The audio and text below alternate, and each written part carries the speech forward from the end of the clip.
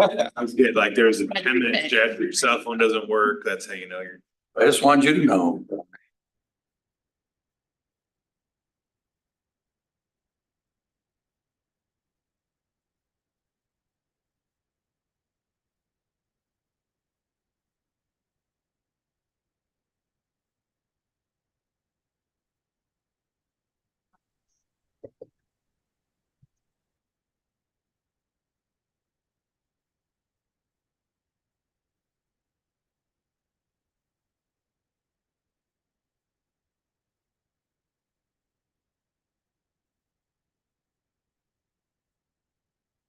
Sit back. All right, well, welcome to the February 20th City of Indianola Council Study Session. We are beginning this evening with a presentation from MSA regarding the Parks and Open Space Master Plan. And Jackie did email that all to us this afternoon if you need it. Hello, Doug. Oh, Shannon, can you hear us? I can hear you. I'll turn on my camera 1 second. Was the initial test, right? Yeah, that was the initial. Well, we can hear you really on the phone.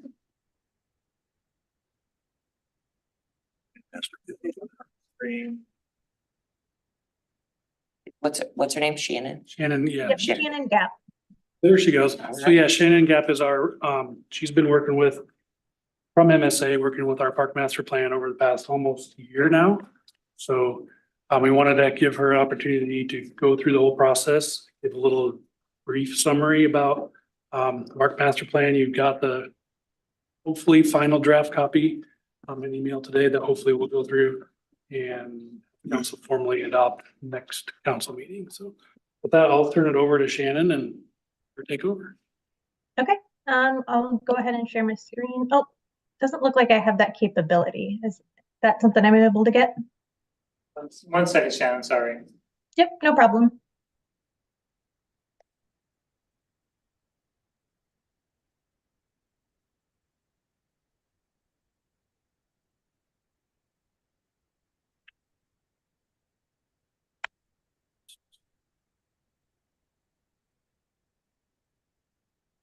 All right, here it is. You up on the screen 1 second.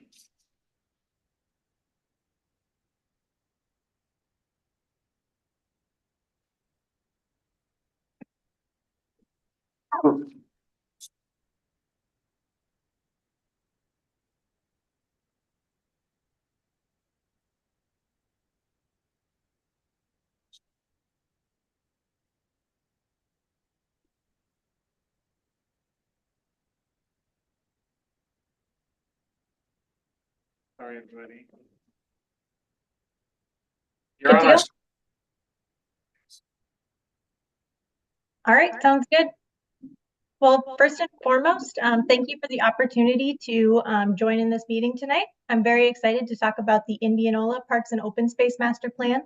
As Doug mentioned, we've been working on this plan for several months, and I'm very excited to share with you kind of the process and kind of a high-level overview of what we put together so far. So with that, I'll kind of jump into the agenda. We're going to start by going over the project process, kind of how we got to where we are today. We'll review project highlights. Some of the key ones were the project survey, the pop-up events, which we were at Indianola Ridiculous Days, as well as the Indianola Arts Festival. I'll go over some of the plan components, talk about the action plan matrix, and end with some time for some questions. So in terms of project process, we kind of put together this diagram starting with existing conditions. We went together to each and every one of the parks and looked at what was currently there. Next, we identified needs, thinking about what might be missing or what could be improved. From there, we created some goals based on what we heard from the community and crafted some recommendations to achieve those goals. From there, we reviewed and revised as needed multiple times to get to the final documents, hopefully final documents, getting close. But most importantly, we had lots of opportunities for community engagement along the way, which I'll talk about a little bit more. With these project highlights, the first thing I'm going to talk about is the project survey. We had over 500 responses, which is really great for a community of this size in this type of survey. So anyone who helped share the word, either with the flyer or word of mouth, You did a great job. We got a lot of really good feedback, and we also put together a survey results summary, which is part of the document as well, that kind of goes over key themes and trends from the survey. Our first pop-up event was Ridiculous Days. We brought a booth, had 3 different boards that people could react to. First, starting with existing parks and recreation amenities. So looking at the existing park system, what people really liked, what they would like to see improved. And then we had a visioning exercise, which had images that people could react to, what they liked or didn't like about potential future amenities. And then we had a mapping exercise that identified kind of some gaps in the park system or where people might want to see future parks. We also had a little coloring activity for children.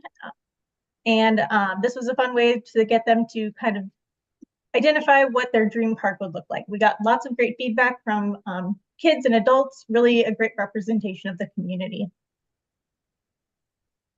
And then our next one was the Indianola Arts Festival. We brought kind of similar boards, wanted to get people's input on them as well at a different location. Got a lot of feedback about the existing parks. People really love the existing parks in Indianola and are very excited about what we already have, but they were even more excited about the potential future opportunities with additional amenities or future parks.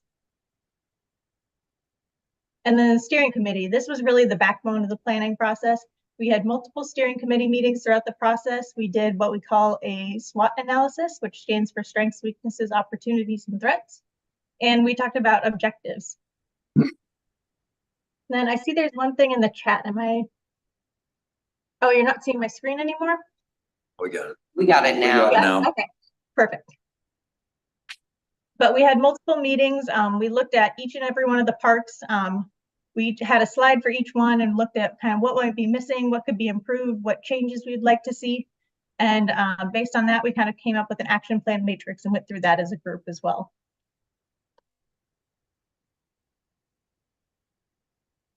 In terms of the plan components, this is kind of a snapshot of what the,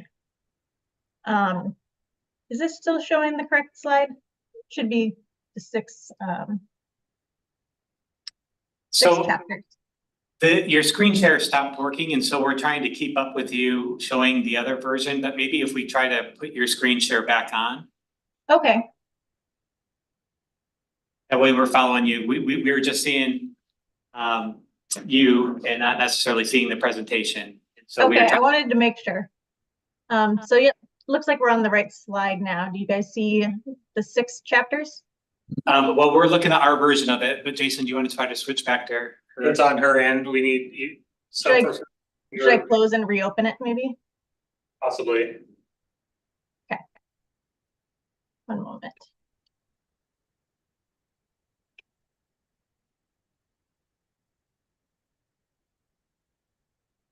All right, does that look right now? We can see you. It says I'm, Is it screen sharing the right screen? that is, I wonder if that's a possibility. Yeah, You might have to pick your different screens on the bottom. see, I'm only working off of one screen right now. Let me see. Or we can pull up your version and I can just kind of let you know when to switch slides. That would be That great. sounds good. Okay, thank you all.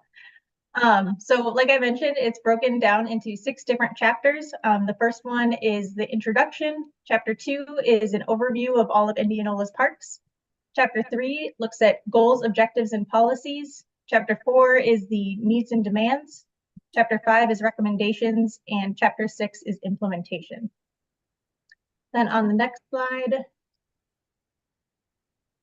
this just kind of goes into detail of what each of those chapters includes. So some of the things that it includes are the planning process, things like demographics, some broad goals. We do both a quantitative and a qualitative analysis. We look at park-specific action items. And then with implementation, we look at tools and mechanisms for funding as well as an action plan. So just a little bit more about each chapter individually. That introduction really talks about the plan purpose and why we're doing this. On the next slide, you'll see It outlines that plan process. And then talks about the benefits of parks and recreation as it relates to community health, ecological health, economic prosperity, and more. Chapter 2, that overview of Indianola parks. This looks at all of the parks in the entire community. We do a community profile where we look at things like demographics. On the next slide, population, households, race and ethnicity, and more. And then for each of the parks, we have an aerial of where the park's located, an image of it, street names, and some features that are on each of the parks. Chapter 3 goes into goals, objectives, and policies, and this looks at not only existing park facilities, but also desired future park and recreation amenities. On the next slide, you can see we looked at some gaps in the park system and identified some priority growth areas, particularly that area north of all of the existing parks. We worked with the community to figure out what were desired future park and recreation amenities, and the ones that kind of rose to the top based on the survey responses, based on people doing something called dot voting, looking at pictures and identify what they would like to see in green dots, what they wouldn't like to see in red dots. And the ones that rose to the top were splash pad or water amenities, an inclusive playground, multi-use facility or soccer complex, pickleball, natural playscapes or playgrounds, and then multi-use trails. Chapter 4 is park needs and demands, and this is broken down into 5 different categories. We look at a park's inventory, go over all of the community engagement, do an online survey, summary of all the results. We incorporate some of the steering committee feedback, and we also did an existing plans review looking at some of the plans that the city of Indianola has done. So here's kind of a snapshot of that parks inventory. It shows the facility, the location, park category, acres, and then all of the different amenities that are at the parks. The online survey, we do a summary of the results that really highlight those key themes and trends, and try to make it really easy and user-friendly to understand. Chapter 5 is recommendations. Once again, this kind of broken down into 5 different categories based on what we heard from the community. Things people really wanted to see was increased access to quality parks, developing and maintaining innovative parks, improving health and wellness, preserving natural spaces, and of course, promoting community pride. And then for each of those, we look at methods to accomplish each of those items that we mentioned. And then we also integrated some of the steering committee feedback and the recommendations for each of those parks, which then get integrated into the action plan matrix at the very end. So for chapter 6, that focuses on implementation. This is really kind of bringing those ideas into fruition, not only with an action plan, but also on the next slide, you'll see potential funding sources. So those are things to think about moving forward with funding as well. And then I just want to hit upon one more time that action plan matrix. For each of the parks, we've got a Excel spreadsheet that goes over the recommendations for each parks, the priority level, whether it's low, medium, or high, the time frame, whether it's immediate, short-term, or long-term, and then a rough cost estimate as well. So really looking at each and every park, but then at the very end, there's a section for all parks, kind of across the board, what those recommendations would be as well. And then once again, this is just a high-level overview of kind of what we've been doing, what we've been working on, what we've come up with. Overall, I think the document itself is about 90 pages, so there's lots more to read and understand. But I wanted to share kind of what we've been working on, and I'm glad you guys were able to get a copy of it. We're going to do a project open house, I believe, as well on March 6th, where we'll have copies of the plan that the public can look at as well. Does anybody have any questions? I have a couple of questions. Steve Richards here. So I'm assuming maybe it's a wrong assumption, but I'm pretty sure you did. Did you visit each park then as a group and figure out take a look at them and see some of the actual challenges each park has and some of the other Yep. things along. Yep, that was the first step in the process was the existing conditions analysis, going out to each of the parks, documenting what was there, taking pictures, and then getting feedback from the community in addition to that. Some of the smaller parks, I was kind of wondering, like South City, Barker, Dayton, Easton Park. Yeah. I know like at Dayton, we've got a pickleball, not a pickleball, we got a basketball court there. But I'm just, things like find a way to easily put up some kind of a net and create a pickleball court. I know that's something I know that was one of the recommendations I read most of your report today.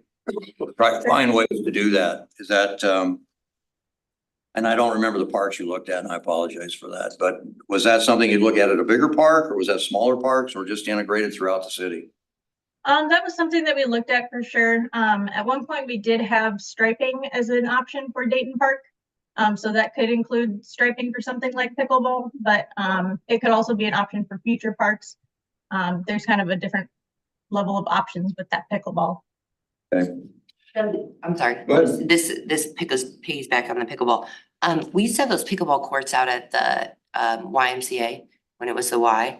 Do we still have those nets and those items? The lines are still there on the parking lot. It's very difficult for us to put it up and keep it up Sure, with fencing around the outside in sure. the middle of the parking lot. I was just wondering if maybe we can use the equipment somewhere else when we find space for it. Yeah, if Dave remembered, we were talking about drilling holes in the concrete to put up fences. We're like, that doesn't seem like the best thing to do. So. No, and I saw the parking lot was full with a swim meet there the other Right. day, so. Okay. I just think like it, and again, I've got a little bit of interest there, but at Dayton Park, you could theoretically put them right there. I think, in fact, my grandkids went out and kind of rigged one up one day to go out and play pickleball on that, but there were no lines. I mean, they were just hit the ball back. And I think long-term, we need to look at something a little bigger than 1 court or 2 courts. Right. Where you can. No, have absolutely. People can enjoy. Absolutely. playing together around the Yeah. same area. Shannon, on the smaller parks too, is there some discussion about, I know Barker has their own, shelter. I can't remember if Easton does or not. South City, don't remember. Is there some discussion? Was there discussion about that as well? Something about trying to put shelters? And I know that was probably a low priority, but. I'd love Yeah, like that it- did end up being kind of lower priority. I think on one of the parks, we might have had shelter upgrades. I don't think we added anything about adding new shelters at this point. Okay. Thought you guys done a great job. I was reading through that this afternoon, and looks like you covered a lot of areas, so good. Thank you very much. Any other questions? All right, thank you. Thank you all for the hard work on this and this is great, a great starting point. Great, thank you. Yeah, thank you, Thank you so Shannon. much, Shannon. All right, anything else you want to add, Doug, on that before we move on? All right. Discussion regarding upcoming agenda items from within the regular February 20th, 2024 agenda.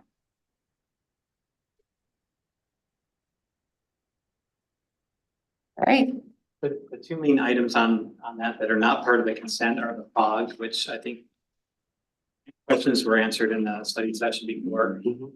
But is there any discussion the council wants to have on the rezoning request? And I got questions on the section of the FOG contract or the code, and we can discuss it now, or we can wait till the actual meeting.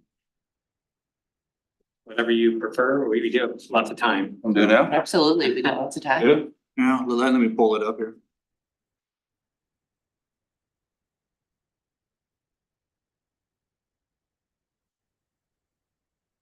I have some as well, and I have a question on the FOG program. And I was just noticing that Jared's not here yet. Is he on Zoom? Maybe we might want to wait for Jared. No, unless, are they overview questions, you think, either of you?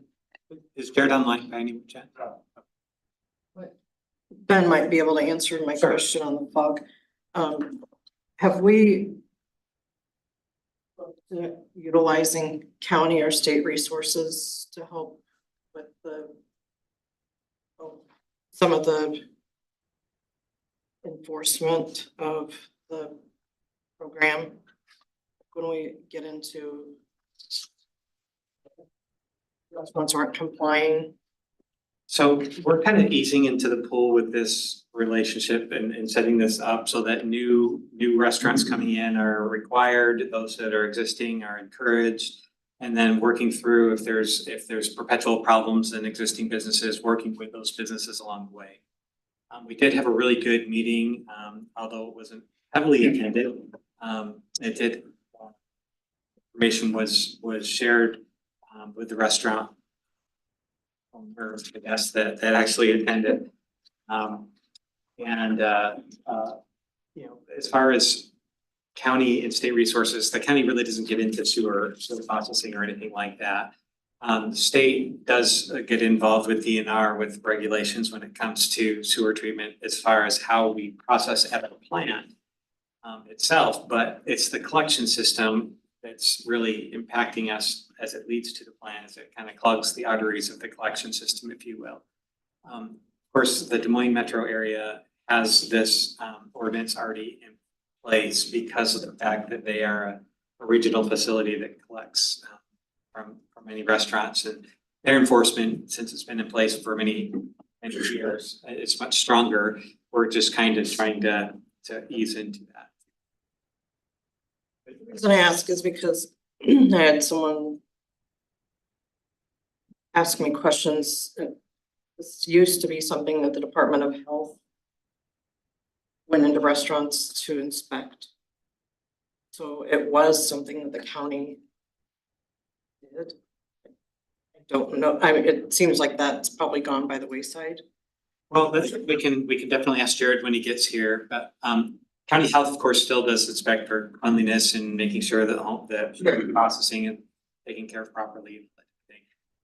This is of course the greases and the milks and the, you know, runoff. It's after it's already gone down. It's and if it's not being caught in a grease trap of some sort, that's what becomes difficult. The challenge we have in a community with very tight commercial spaces is that you can't put the facilities in all locations to make it easy. So if you have a lot of property, you can put a new system in, it collects it, you can maintain it much easier, a lot more cost effectively. When you're limited in your space sizes, you have to put smaller units in that have to be maintained much more regularly. And so that's the challenge. It's a combination of the cost of the equipment being put in and the maintenance over time. It's a challenge. And of course, like anything, we collectively, all residents, all businesses own that sewer system. If it gets clogged, those clogs can back up sewer into homes, businesses, and everything around it. So it becomes a real challenge.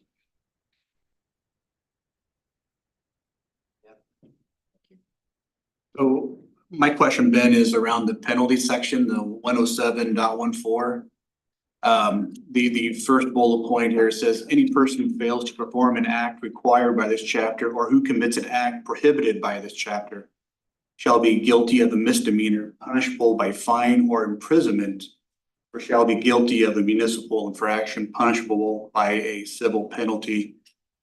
So my concern on this is the imprisonment wording in here. I mean, are we really going to try to send someone to jail over ammo fag going down Generally a speaking, sewer? no. But with that said, I'll give you a situation where I have seen that happen before. Generally speaking, we are going to be working with people and any ordinance that you put in place, you're putting some sort of a provision in there for enforcement, and it goes from the infraction level, which is a fine, to, and oftentimes those fines are not sufficient to even take care of the cleaning of the system, to some sort of a misdemeanor. And that's across the board for all of the ordinances that you have in place. You may have some sort of misdemeanor. And how often are we actually putting people in jail for any of those? Very rarely. Sometimes you do, some on rare occasions. The one experience that I did have on this where we did have a situation where we did go after somebody criminally was when we had people taking their waste and going and dumping it into the sewer system around town, literally collecting it up and pouring it in because they were trying to get rid of it. And that was a malicious act and it was with the intent of not only getting rid of their toxic chemicals, but they are getting rid of things in an appropriate way that didn't match Utah DNR responsibilities. And in that case, they did go after them criminally because of the way they were going about it. We had to track down and figure out who was doing that. It wasn't our community, it was a neighboring community, so I don't have a lot of the specifics, but it's the rare occasion that you see where there's malicious intent. It just seems a little heavy-handed for this FOD program, and we're talking about misdemeanor, so we're talking about a criminal law, right? I think of greases and animal fats, I don't think of breaking, having criminal law, so I don't know, I'd be fine with penalties, and if we have repeat offenders, do we have the ability then to shut that business down if we have repeat? And that's not, why don't we should probably hold that question until the time that Jared and Doug are here. Doug would probably be. Okay. Good questions though. Yeah, very good. Seems like shutting them down would be more penalty than putting them in jail. Yeah. Because then you're, And the way you shut them down is you typically would take their business license away, but we don't have business licenses that are set up the same way that other cities have it, where you issue a business license, and if there's infractions, you can withdraw that business license. Here you can just operate, which is great, a lot of freedoms, that's wonderful, but then you can't easily shut that business down by taking that business license away. that kind of goes back to my question, working with the Department of Health, because I don't know, wouldn't it be the Department of Health that would have to shut them down? We do that. If you had a policy and put a business license program in place where businesses signed up, even if there was no fee or a limited $1 fee or something like that, then you would have the ability to pull that business license away. I just not sure if that's legal in the state of Iowa. Less about like health infractions and more about infrastructure infractions, right? So that's where like the Department of Health would not care as long as they're not throwing stuff all over the walls and things like that and creating an unsafe operating environment. This is about our infrastructure, right? Yeah, their intent is to keep people healthy and not have food that's spoiled or mishandled or whatnot. How it goes down the drain, that's just not on their radar screen like it is ours because we're we have more competent people. I have. Yeah, you did a really good job, Ben, so. Can I back up one step? Doug, I do have one question for you. I should have asked Shannon, and I apologize for this, and you may not know the answer, and I should have gotten it to you earlier today. In that land, in the master plan that they put it towards the end of that program, right into the MSA study, there was land near Pickard Park on the south side of Highway 92 to the west, just adjacent to the west. It was listed as sports and recreational areas. Do you know anything about that? I'm kind of curious of what portion of land that was, because we do have something coming up tonight that would be in that very same area, in my understanding. So a little curious about that. You're talking next to Pickard. Yes. Zoning by Pickard. Yeah. The changes on the agenda. Right. Is that in the plan? Towards the end where they have some recommendations about future parks and future areas.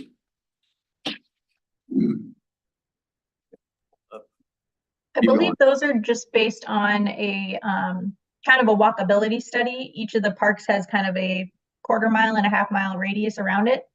And we were just kind of looking at the areas outside of those that were lacking current parks. So we were kind of just identifying general areas for future parks, not a specific location.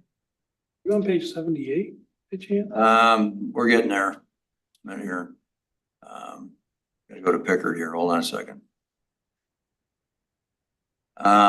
We don't own the land, so. No, but it was, I think there was another picture. I'm sorry, I should have. Right here. John? This is what you're looking at, Page Steve? numbers. Yeah, does it show it? Does it show something right next to it? 36, Page 36? talking like What's it say right there? soccer, baseball. Soccer, complex. baseball? Yeah, that was it. Is that on? I think that's Little League. I do, I think So- that's a Little League, that's a Little League complex. That doesn't show it on the other side of 15th. That's why I'm curious. I think that pink line that goes down is 15. Is it? Yeah, it's just to the west of Pickard, but it's, That's the soccer baseball. Yeah. Mine's 15th, I think. We have something proposed down So that's- here. Yeah. That's the Good. land south of the middle school. Oh, that is the land south. Yeah, if you zoom in, you can see plain view. Okay, that's what I needed clarification on. That's what. Well, it looks like our favorite guy's probably here to answer all our questions. You came in right at the right time. Absolutely. I know all of the GIS data that was used to create those maps was given to us by the county. So at one point, there must have been something identified in the county for that location. Otherwise, Okay. it wouldn't come up on the map. Thank you. Thank you. Yep, thank you. So there's some questions about the FOG program. I don't know if you want to start, Ron? Or did you get your question answered? We probably gotta wait till done. Part of it was a legal question on enforcement, as far as fines versus misdemeanor. Infraction versus, and how that would get enforced, and are we ever gonna put people in jail really for this type of thing? And the other question was more directly related to how can we enforce this? Can we utilize the county health department or the state as far as DNR enforcing? Both have different views of it. We're the ones trying to protect our system type of thing, so. Right. From a legal standpoint, I know the fines can be up to $1,000. That's what a lot of the FOG programs in the state do. I think a lot of it has to do with probably the severity of it, if it's an obvious dumping or something like that. In our case, we're really just trying to protect our system. If we find an issue, it's just starting that communication, finding out what the cause is. Do they not have any interceptor or trap? And then trying to go with that step forward and try to mitigate it that way. As far as the legal stuff, I'd have to ask our We can legal defer to people. Doug when he's. Do you have anything that you wanted clarified, or did Ben take care of that? Yeah, Ben answered it. All right, well, Ben took the hot seat off you, so. Sorry for my. You showed up, no, No, you you're showed up at fine. the right time. You're not even supposed to be here till 7, so you're fine. Thank you. Thank you. Are there any other questions we wouldn't go over on? Seeing none, we will take a break until 7 o'clock. That was fun. Nobody move at once.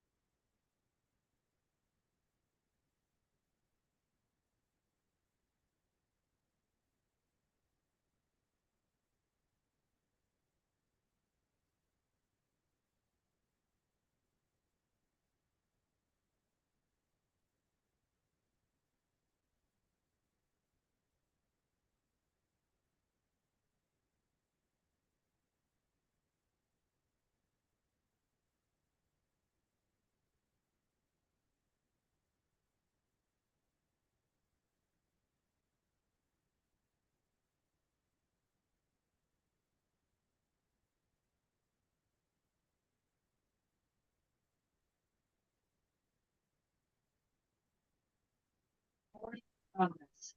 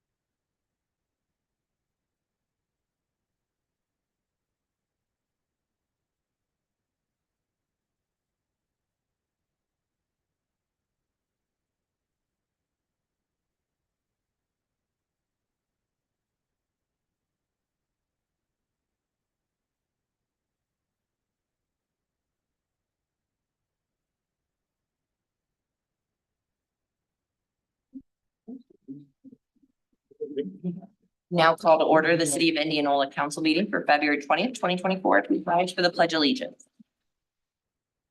I Pledge allegiance to the flag of the United States of America, to the republic for which it stands, one nation, under God, indivisible, with liberty and justice for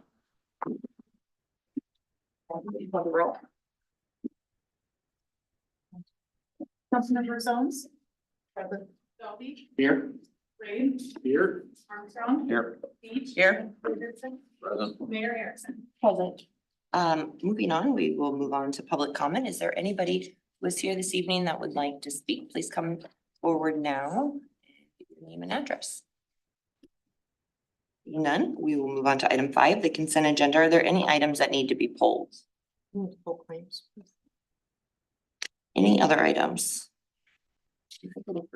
Second, motion to approve the consent agenda with the exception of item C, approval of claims. Second. Any discussion? Or Ben, do you want to just give us a brief walkthrough? Sure, we have a resolution approving the reimbursement for the downtown facade and interior improvement grant program that was approved by the Downtown Historic Commission earlier today. And they made the recommendation to send that to you. Resolution setting a public hearing for March 4th. Take public comment and questions with regard to grant application for the community development block grant. This one was the application that was turned down by CDBG, but they had additional funds and there was just a few small technical issues that they wanted to have updated on the application and encouraged us to resubmit. So by doing so, we have to follow the process and start over again, and that requires the setting of a hearing. There's approval of some applications for renewal of liquor licenses, 3 of them there, as well as a second consideration on the ordinance amending chapter 106 for the collection of solid waste in support of our cleanup program. Representation appointing representation to the Mid-Iowa Planning Alliance for the community development. A letter of intent to apply for the Main Street Iowa program, and that went through the Downtown Merchants Group and is before you for your letter of support. It's non-binding at this point.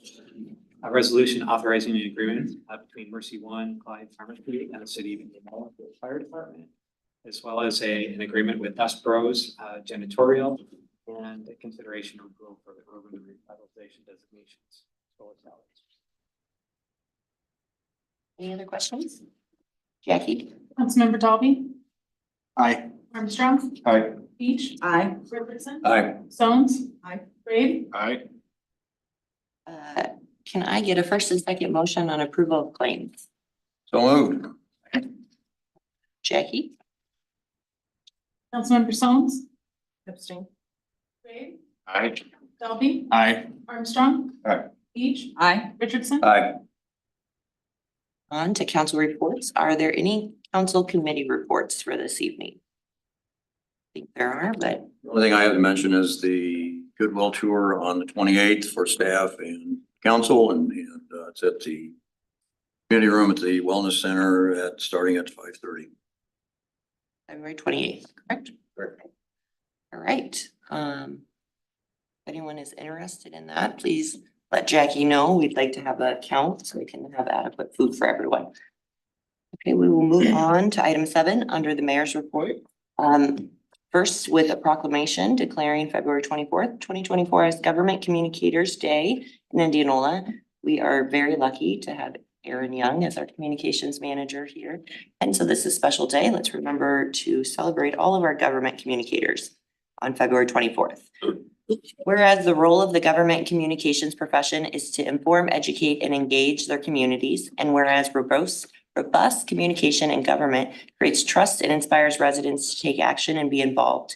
And whereas government communications create relationships and calls to action, builds awareness and understanding through storytelling, engagement, and foster engagement on civic issues and use of all channels to include people in critical decisions.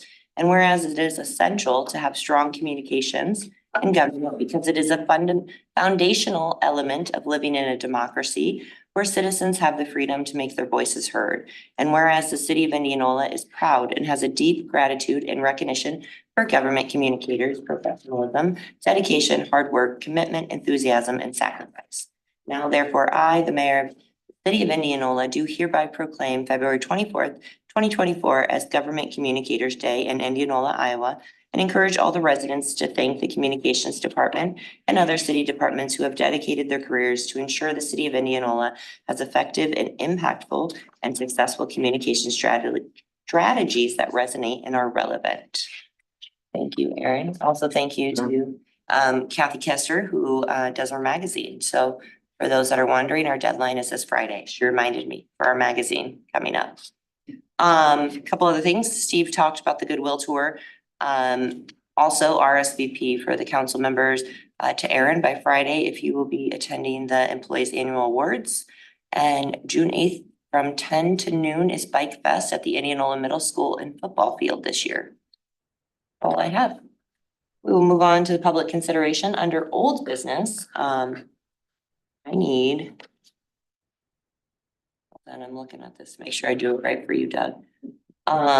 This is, Motion. first one's okay, you can The go ahead. first one's okay. All right, okay. So under old business, I need a first and second motion under the first consideration of an ordinance amending the code of ordinances of the city of Indianola, Iowa by adding chapter 107, regulation of fat, oil, and grease discharge by food service establishments. Thank you. Any other discussion? Yeah, so Doug, we were talking earlier and I just had a question. This was under the penalty section here. Where I read, any person who fails to perform an act required by this chapter or who commits an act prohibited by this chapter shall be guilty of a misdemeanor punishable by fine or by imprisonment, or shall be guilty of a municipal fraction punishable by a civil penalty. And then my concern was the imprisonment verbiage here. Maybe it seemed a little heavy-handed for what we're talking about here. I didn't know if there were other ways we could go about it, you know, we're having a fine, and then is there a possibility if they're repeat offenders, is there a possibility of shutting their business down rather than talking about imprisonment? Typically, you're not gonna imprison, but to get a state charge, it's gonna take a simple misdemeanor. If most of the time, we handle those as simple infractions under the municipal code.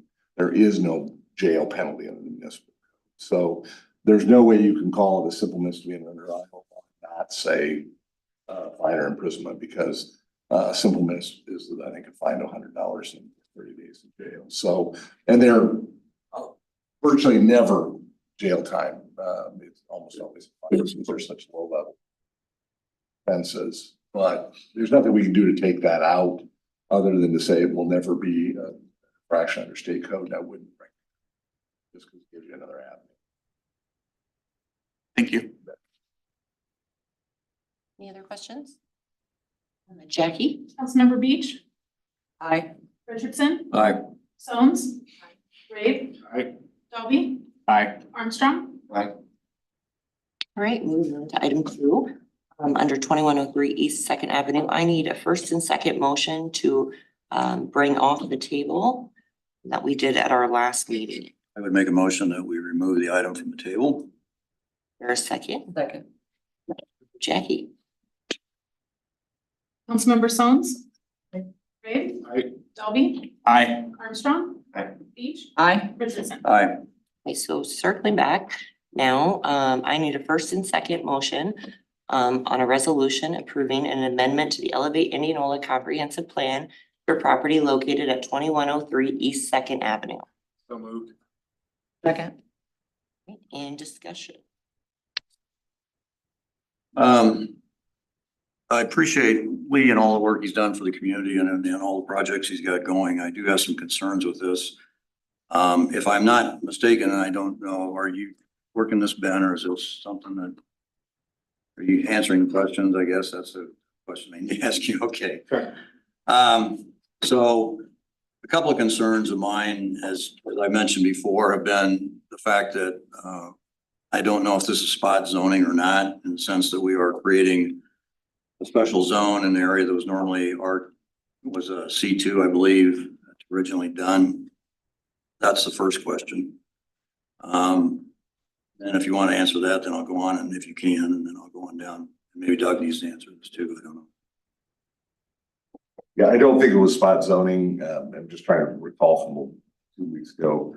Charlie took special pains to make sure that it was consistent with the plan, and even though state law prohibits spot zoning in the sense that it creates a use that's not contemplated within any district, I think you're okay on this if you want. Okay. So I don't think it's an issue of spot zoning. No. Whether you like it or not or want it there. Well, is another. I guess my understanding of spot zoning was that when you have area that's created a C2 and then you go in and change that to make it an RM2 zoning, that when there's nothing else around it that's similar to that, that it becomes spot zoning. But I guess that's your interpretation. Right. Yeah. So my concerns are item number 1, number 6, 7, 8, and part of 15, and 18. And so I don't know if we want to address those and what those were all about, but I have some concerns with surrounding neighborhoods, and especially the park next to that, and having some issues with some of the things there. Manufacturing, production, industrial services for limited food processing. I can tell you folks that having been one of the plants that I worked with in New York, food production can be messy, it can be smelly, there can be other things involved there, and so I'd ask. Where did you see? I'm Item sorry. 6. Well, if you look at the memo, there's only 6 that they're putting in there, and food processing, and that is. What are they taking out? I didn't- So there's 6 that they are using on there. That's under the, To clarify, there's 6 that are in multiple zones. Yes. And then there are additional that are specific to this. yes, Zoning. which is what we're, And it might be best to, yeah, well, you're looking at the memo which one would you like us to look at, Steve? Which, as opposed to the ordinance. So where are you at? Where are you on this then? You're looking at the memorandum? That's what you were making reference to. I would pull the numbers. memorandum off the sheet, I guess. So the memo refers to numbers, the ordinance refers to letters, that's why. But it's the same, it's just Oh, I need to pull the ordinance up and look at that. So we're clear either way, whether it's numbers or letters, there's 18 allowable uses that they're requesting within this change, Correct. not 6. Right. Not 3. What were the numbers that you had concerns with, Steve? Well, so it would be, you can pull it up here, A, B, F, G, H, one item in O and R. okay, so do you want to walk through those, Steve? You want to start with A?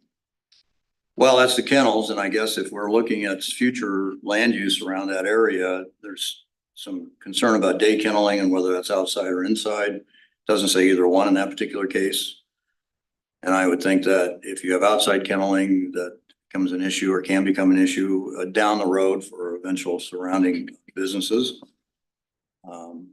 The next item on construction, sales and services, my concern there is without outdoor storage, with or without outdoor storage, is that vehicles only? Because I know that, for instance, I've seen in some cases where, if you've got some kind of the plumbers, electricians, HVAC, sometimes if there's a lot of old furnaces, water heaters, those kinds of things, are those outdoors as well? So you're saying the scrapyard?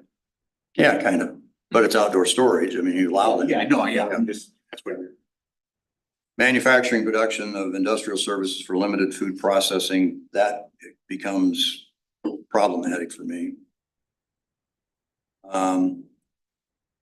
Yes, the repair services for electronics, appliances, household goods, that's not so bad. I guess my concern there was furniture, again, outside storage, inside storage. A lot of times, sometimes that can be a problem. Small engine repair, I don't really have an issue with that. Generally, that's inside. Research laboratory and testing, I spent almost a full week in a lab in York, Pennsylvania. It's loud, it's noisy. They start up airplane engines to do wind tests on certain things. I have some real concerns with that.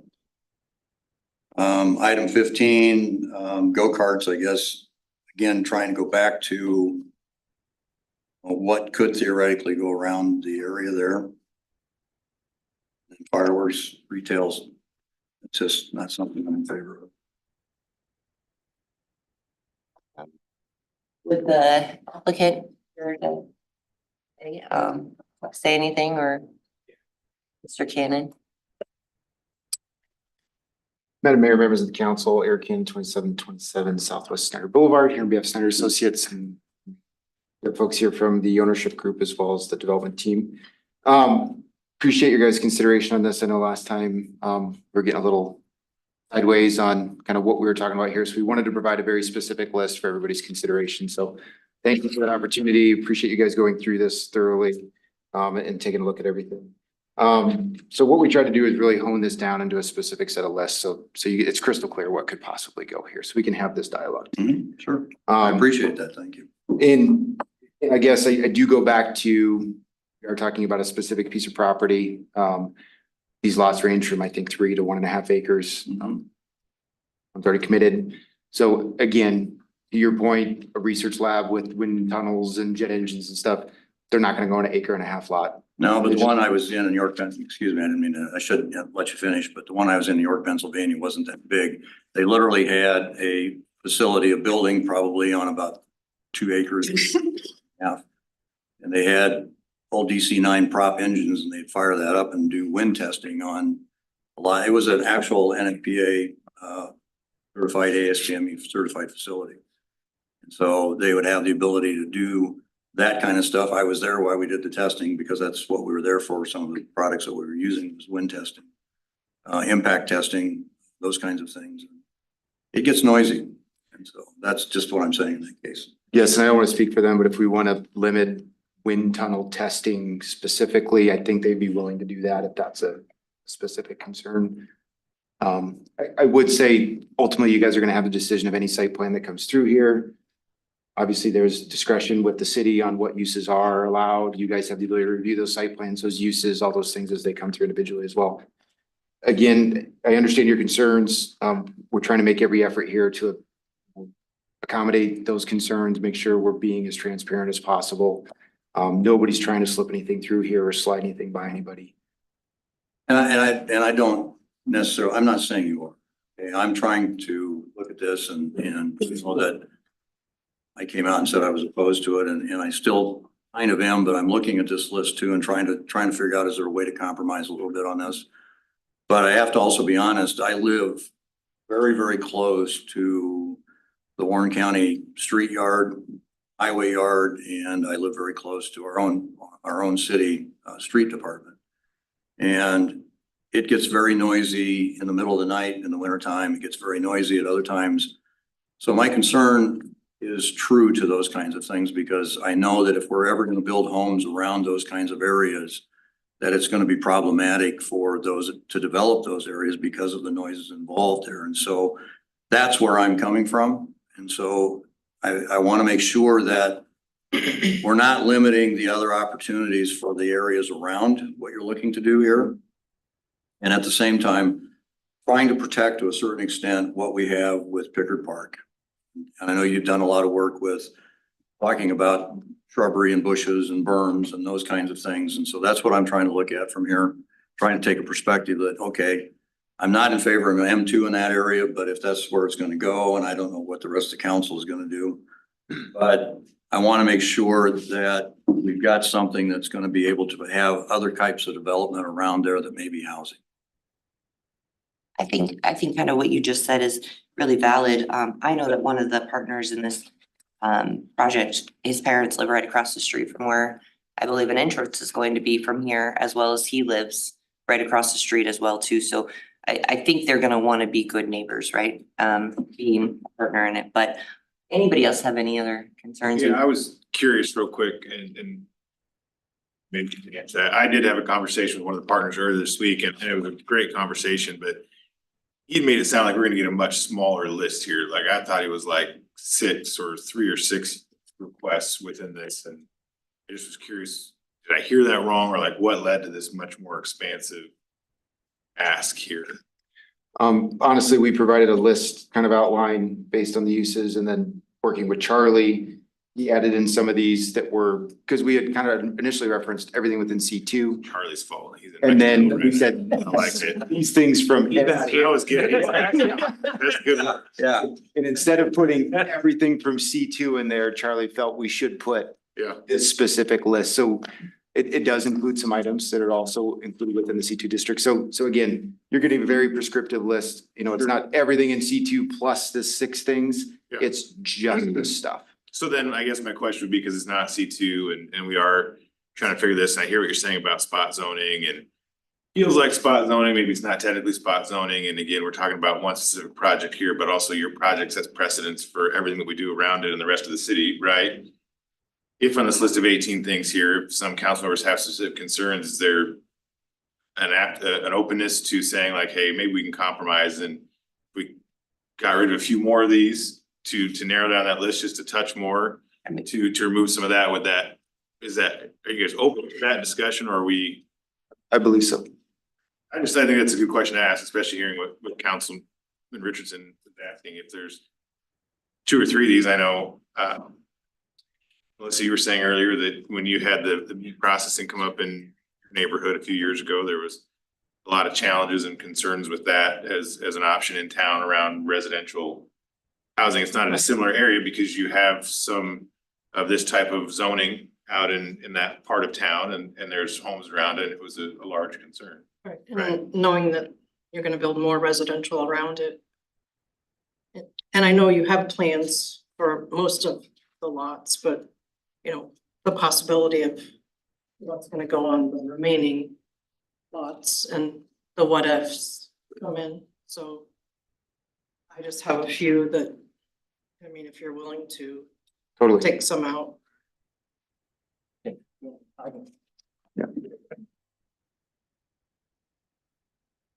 G Mercer, 17-439 120th Avenue, Indianola. Yeah, I didn't, is there any way we could possibly bring up a aerial map of that location? Alright. Is to address, Steve Richardson's, part. So we own the 18 to the west.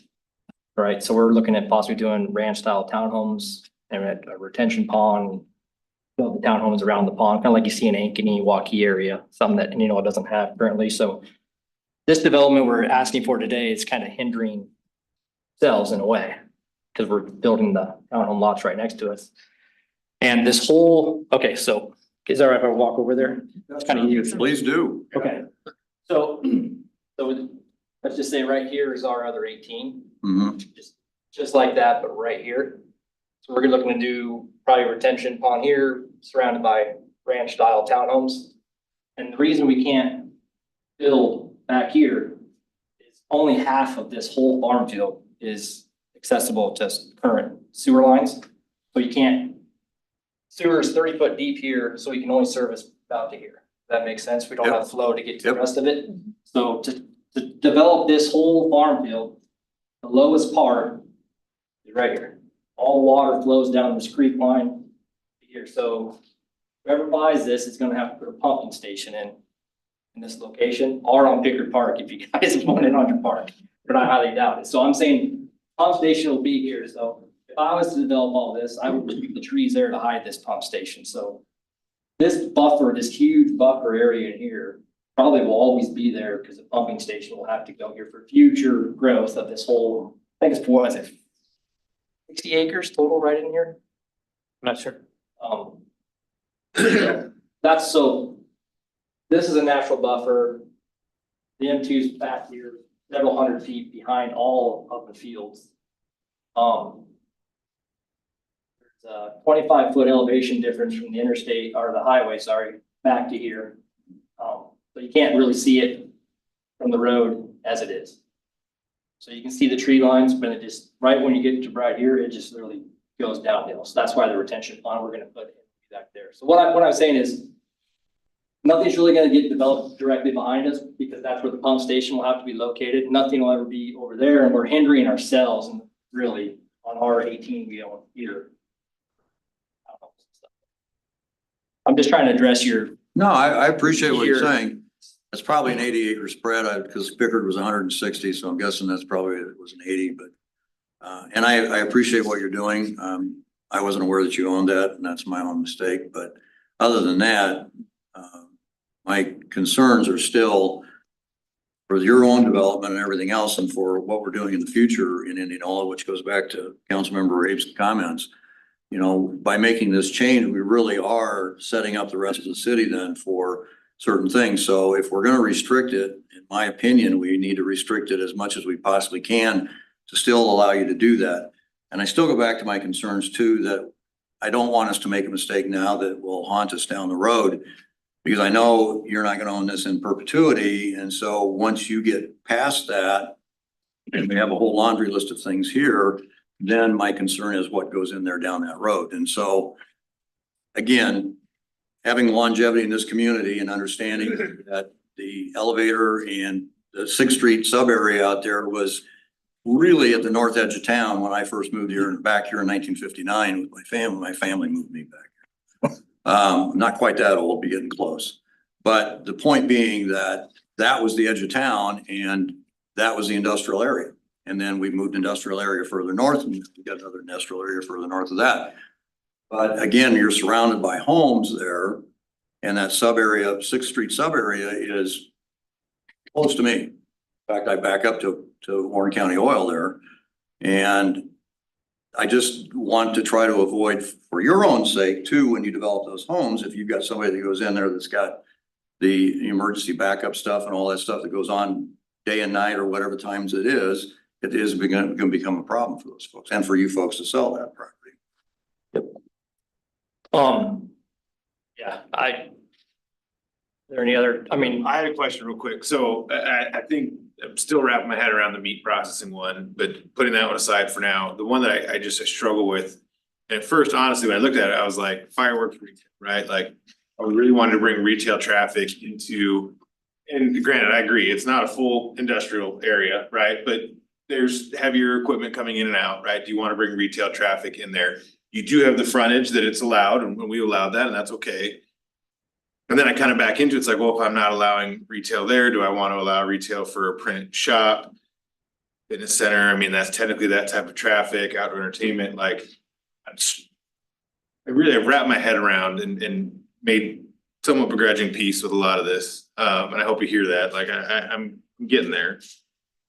I'm struggling with the food part and I'm struggling with the allowing of the retail part in it. And I get that it's on the front, but like why exacerbate that problem by allowing it in the rear where admittedly your use is already there and just if that's wise, right? To Steve's point, you know, we've all kind of talked about is that the best use. And I think you had mentioned like a commerce park, Eric, before, like, you know, I've owned offices in a commerce park and didn't allow retail in the commerce park because you're mixing, you know, the stuff and But I think liked it. that's I wonder state if we code should. driven.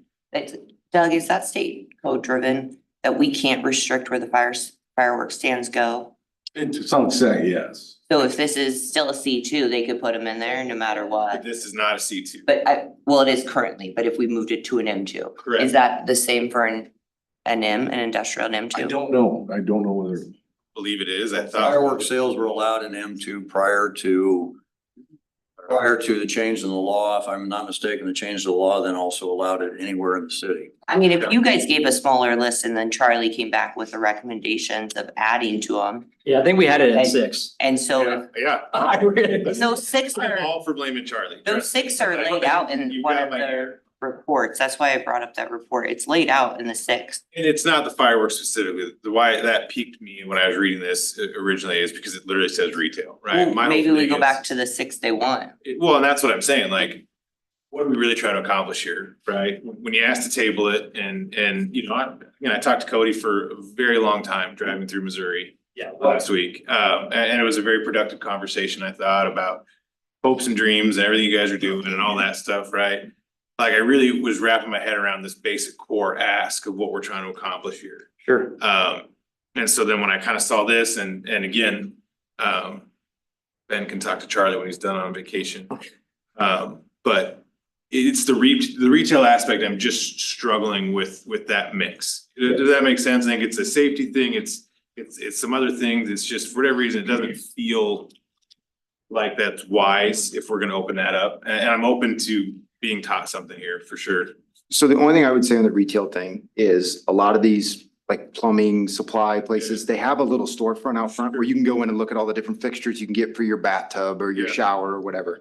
So there usually is some Those level. are more professional retail spaces though, like a plumb supply and stuff like that, right? Like I'm not going in there to fix my toilet flange or something like that. I go to Home Depot. Yeah, but I mean, you are right, like a plumb supply, there's one over on Hickman and Clive that I've gone to and got stuff. And it literally, like you go in there and they've got a warehouse in the back. Right. Where they operate out of. Yeah. So I think that's where, again, this is that hard line of the use where. Could you just make this less awkward, Eric? That would be good. Just clearly define this better for all of our brains. Our goal is really to find a place for small businesses like plumbers, electricians, Yeah. lawn care companies, landscapers like myself. But you guys have convinced me of Appliance it, repair. right? And then I just saw like wineries and drive-in theaters and Charlie. farmers and microbreweries, and again, You can scratch the drive-in theater, I don't think it's gonna fit. yeah, it's like. Oh, you never know. And you know, I just, and that's, listen, 100%, I meant this when I talked to Cody, right? Like I'm open-minded about all this stuff, even if I seem grumpy. It's not my intent. This is the only part of it I struggle with. You've got me convinced that we can do this in a way that is harmonious with the plan that you want to do to facilitate businesses like that. I'm just struggling with the rest of this part of it now to get on board with that. Well, let me make one thing clear. I think this will make it easy. The food process, the manufacturing, production, industrial services, limited food processing, we don't have any desire for that. So I'm fine striking that altogether. Didn't even know what it was. That's I've heard multiple people with concern on that. Let's just go. take it off the table. If you guys will go to, in ours, it's attachment that is from community development. And this is what I was talking about. They listed out their 6 they want. Let's just go back to that list that you guys proposed. It's animal services, kenneling, construction, sales and services, repair service, small engine, research laboratory and testing, storage of equipment, data and records, electronic data center, furniture, similar, and warehousing and wholesaling. And that's the list you guys prepared, so I think we overcomplicated it on our side, and Charlie deserves that week off though, right? So, Does he? yeah, he does, right? So if we can just hone in on that list. Yep. I think that meets what you guys want, and I think that satisfies a lot of our concerns here. I'm sorry, could you tell me where that 6 is? Yes, Yeah. there's a lot of it. So go under council conditional Packet. M2. I need the packet. So The council conditional under M2. There's a lot of attachments. And so, Secret genius over here. Okay. well, that's what when Steve started reading, I was like, why aren't we just looking at the 6 you want and make it simple? I don't do that. See it. Like Josh, I had a good. Click open conversation. 2103. I was expecting a short list and. Well, they did give us a short list. I think we complicated it, so, Right. And then hit. right. I think we're good. Well, yes and no. Well, okay, so we know how you feel. So does anyone else? Oh, wait a minute. No, we'll come You're back. putting words in my mouth. We'll come Oh, back. you are putting words in Let my. other people talk first. Is there anyone else with a question? And then we'll come back to Steve. Yeah, Steve, I want to hear what you have to say. No, I do. I want to come back, but I want to see if anyone else has anything to contribute first. I do have one other thing to say, and this is nothing meant against you guys. I did have one person call me and say, I know they have all these plans for their businesses. The person who owned the land before had a plan too, so they just wanted to make sure that these conditions were documented in a way that if someone else came along, if you guys just decided to desert your plan, that the next person who purchased the land was aware of these conditions. I did talk to Charlie and he said that it would be documented in the Beacon in a way that someone would be able to see that the conditions were on there. So I was satisfied with that. And they'll be spelled out in our resolution as well too. Right, but I wanted to make sure that a person who came along and purchased the land wouldn't have a gotcha moment and not know that the land was locked down to these 6 conditions. Josh and Ron. We're catching up. We're just a Okay. little slow. And not Steve, Ron, just. anything? Well, I still have a little bit of concern back to what Josh was saying about the fact that we're setting ourselves up for this throughout the city. That is something that is a concern. And again, Stephanie, I'm trying to get there like Josh is, okay? So I have a lot of reservations on it. I have some real concerns but I think we just need some time to work on this a little bit more and figure out exactly what we can do. And if the 6 are still a couple things in the 6 there, just little portions of it that I have a little bit of an issue with, but maybe we're not gonna get to that point. But I will say that I think I've come a long ways from 2 weeks ago where I do. I agree, Steve, you have. What is it specifically the dog kennel? Cause I actually like that we are kind of putting that out, cause I know there's several day services. I don't have a problem in with it. residential neighborhoods that maybe shouldn't be in residential neighborhoods. Well, it's a concern if it's gonna become, again, if they're really thinking about putting multifamily close to that, I think that the day kenneling is fine. But is it exterior or interior day kenneling? I mean, you can do either one, and that's the real question there too. Because I think exterior day kenneling, when you put dogs in kennels outside, they're gonna bark a lot during the day, and that's just an issue that some folks have, some people don't care, that's okay too, and then I do have a little bit of a concern with the outside storage of some of the contractor things, especially if it's where they're not gonna put their stuff in a dumpster and it's gonna be kept clean or whatever the case is, but I don't know what your rules are gonna be for your own development there. And then as far as what I see, everything else there, I see in the repair service, you're down to small engine.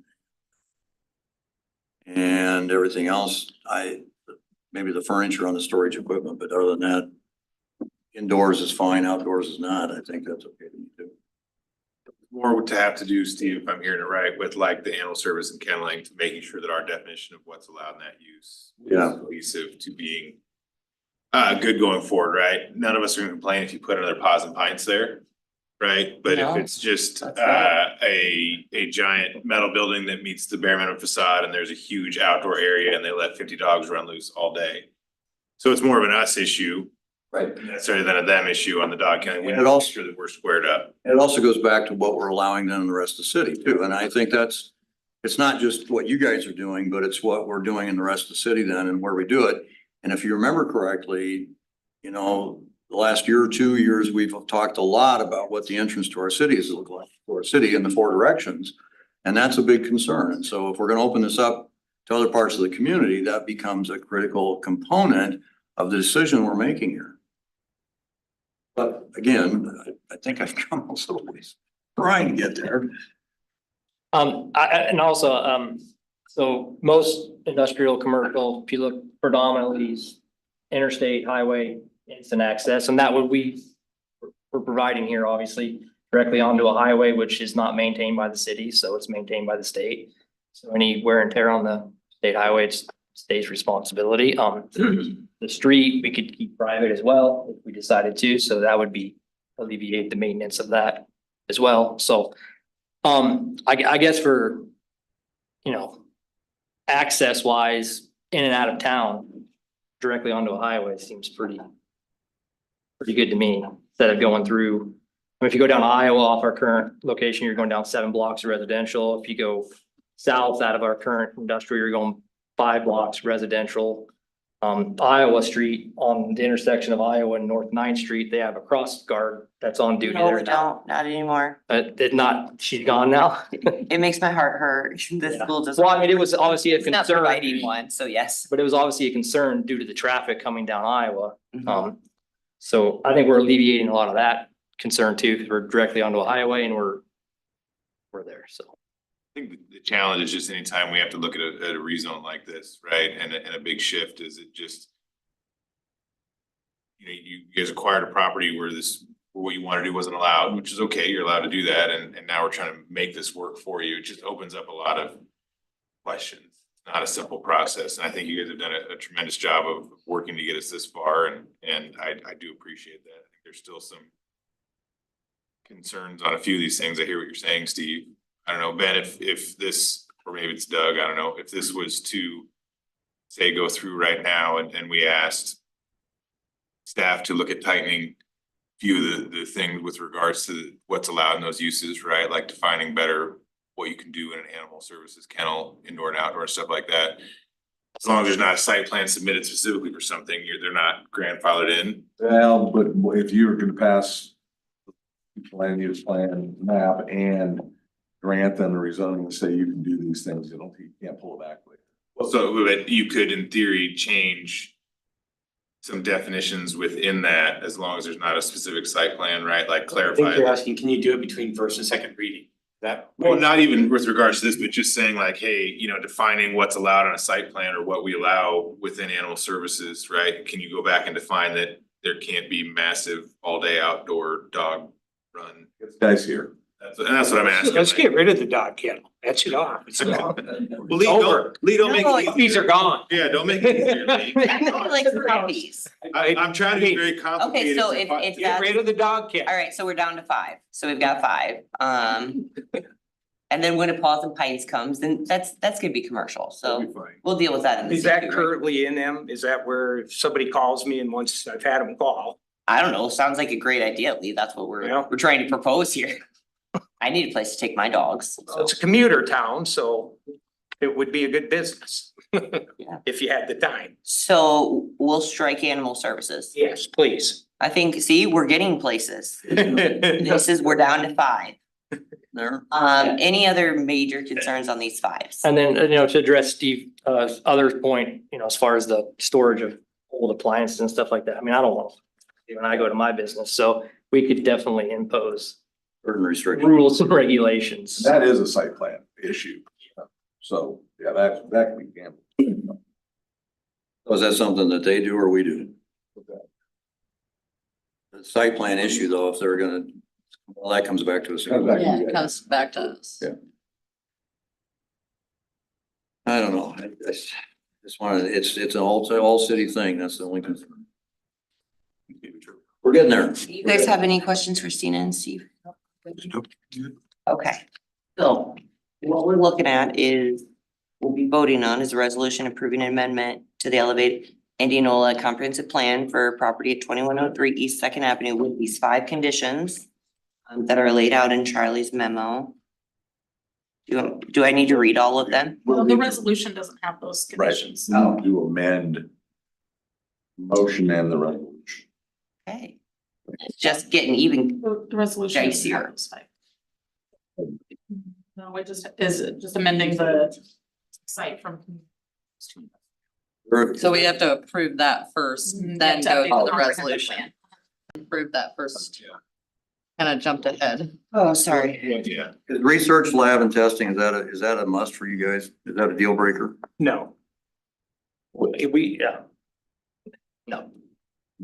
I just thought if somebody had like a water, if they Yeah, I get it. sample in water, I wasn't thinking, wind tunnels, I guess, but if it's there, Well, I'd see where it's- they could do. Yeah. If somebody wanted to test water or, I don't know. Okay, so, Nothing, yeah, so are we down to 4? We're down to, I would like to see the research lab come out of there, but are you comfortable with it? I'll- Down to 4. research is going. What's this good democracy here, guys? Yeah, this is It's working. working. All right, so we're down to 4 conditions. Okay, so,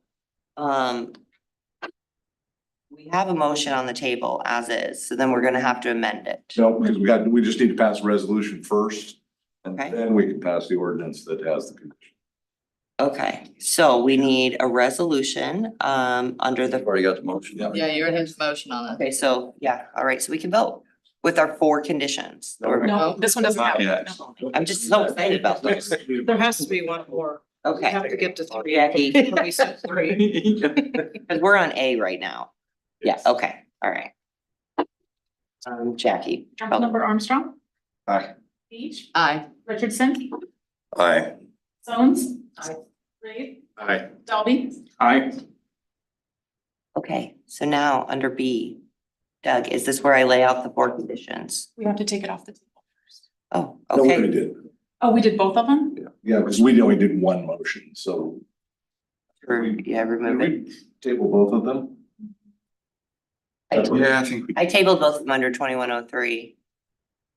Just to be safe, if we did them separately, let's go ahead. I'll make a motion, we pull the 2103 off the table. Okay. Second, all right, Jackie.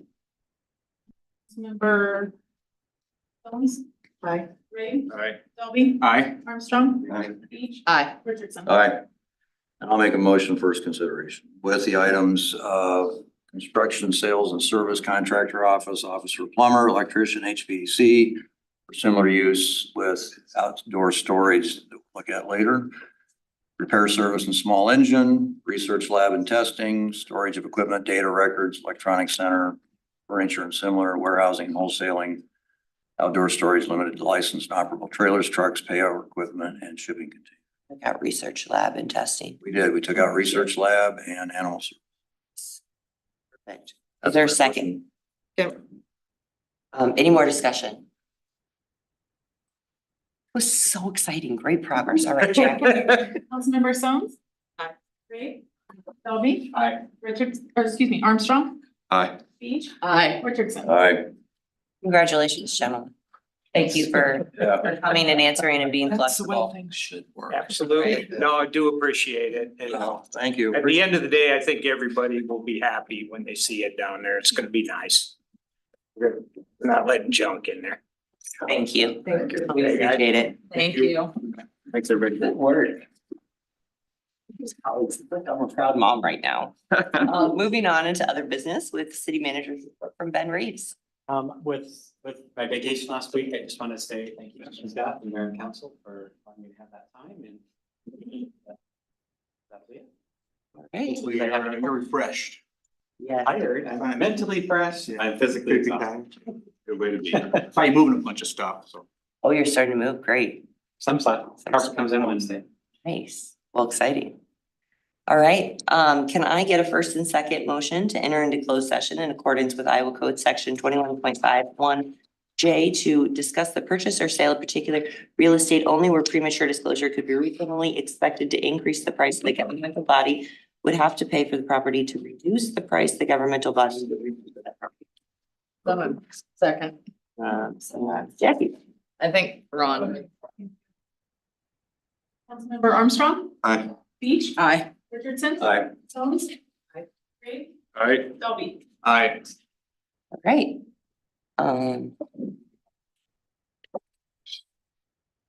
Steve, I didn't mean it as like, you know,